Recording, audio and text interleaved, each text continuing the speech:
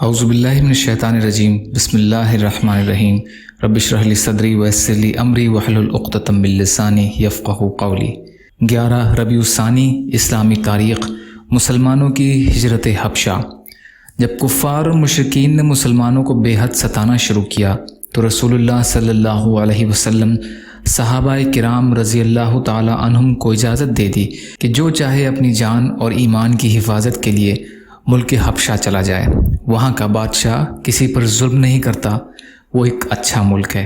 اس کے بعد صحابہ کی ایک چھوٹی سی جماعت ماہ رجب سن 5 نبوی میں حبشہ روانہ ہوئی۔ ان میں خلیفہ راشد حضرت عثمان غنی رضی اللہ عنہ اور ان کی زوجہ محترمہ اور حضور صلی اللہ علیہ وسلم کی صاحبزادی حضرت رقیہ رضی اللہ تعالی عنہ بھی تھیں۔ کفار نے ان لوگوں کی ہجرت کی خبر سن کر پیچھا کیا، مگر کفار کے پہنچنے سے پہلے ہی کشتیاں جدہ کی بندرگاہ سے نکل چکی تھیں۔ حبشہ پہنچ کر مسلمان امن اور سکون سے زندگی گزار رہے تھے۔ ان کے بعد اور لوگوں نے بھی ہجرت کی جن کی تعداد 100 سے زائد تھی، اور اس میں حضور صلی اللہ علیہ وسلم کے چچا زاد بھائی حضرت جعفر طیار رضی اللہ تعالی عنہ بھی تھے۔ ان حضرات نے جو ہجرت کی تھی وہ صرف اپنے جسم اور جان کی ہی حفاظت کے لیے نہیں، بلکہ اصلاً اپنے دین اور ایمان بچانے اور اطمینان کے ساتھ اللہ کی عبادت کرنے کے لیے ہجرت کی تھی۔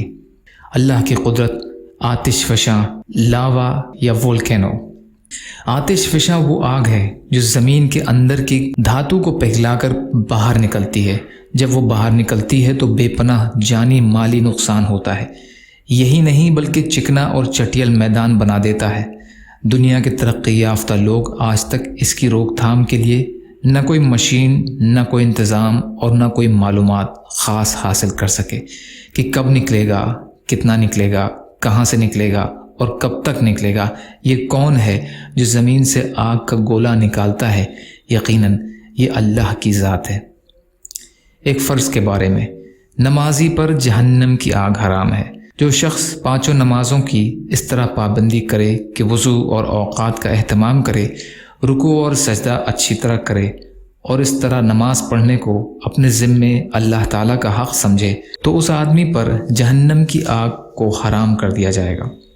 مسند احمد حنظلہ اسیدی رضی اللہ عنہ روایت کرتے ہیں۔ ایک سنت کے بارے میں، عطر لگانا۔ ام عائشہ رضی اللہ عنہا سے معلوم کیا گیا رسول اللہ صلی اللہ علیہ وسلم عطر لگایا کرتے تھے۔ انہوں نے فرمایا، ہاں، مشک وغیرہ کی عمدہ خوشبو لگایا کرتے تھے۔ نسائی کی روایت ہے۔ ایک اہم عمل کی فضیلت، سنت پر عمل کرنا۔ رسول اللہ صلی اللہ علیہ وسلم نے فرمایا، جو میری امت میں بگاڑ کے وقت میری سنت کو مضبوطی سے تھامے رہے گا، اس کے لیے ایک شہید کا ثواب ہے۔ طبرانی کی روایت ہے، ابو ہریرہ رضی اللہ عنہ روایت کرتے ہیں۔ ایک گناہ کے بارے میں، کسی کے والدین کو برا بھلا کہنا۔ کبیرہ گناہوں میں سب سے بڑا گناہ یہ ہے کہ آدمی اپنے والدین پر لعنت کرے۔ پوچھا گیا، اے اللہ کے رسول، آدمی اپنے والدین پر کیسے لعنت کرے گا؟ ارشاد فرمایا، وہ دوسرے آدمی کے والدین کو برا بھلا کہے، پھر وہ آدمی اس کے والدین کو برا بھلا کہے۔ بخاری کی روایت ہے، عبداللہ بن عمر رضی اللہ عنہ روایت کرتے ہیں۔ دنیا کے بارے میں، دنیا میں لگے رہنے کا انجام۔ رسول اللہ صلی اللہ علیہ وسلم نے فرمایا، جو شخص دنیا کی زیب و زینت کو دیکھ کر اور اپنے انجام کو سوچے بغیر دنیا میں گھستا ہے تو وہ اپنے آپ کو جہنم میں ڈالتا ہے۔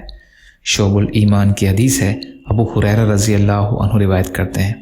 آخرت کے بارے میں، اہل جنت کا حال۔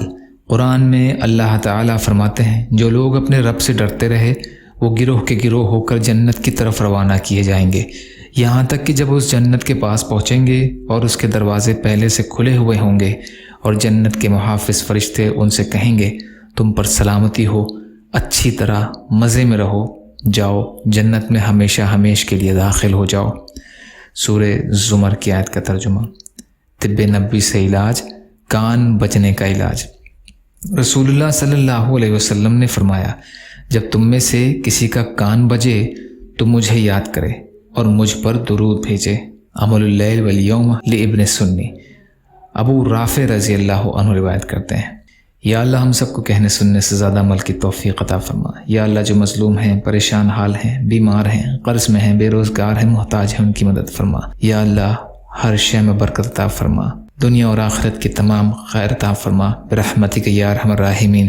لا الہ الا اللہ محمد رسول اللہ۔ السلام علیکم۔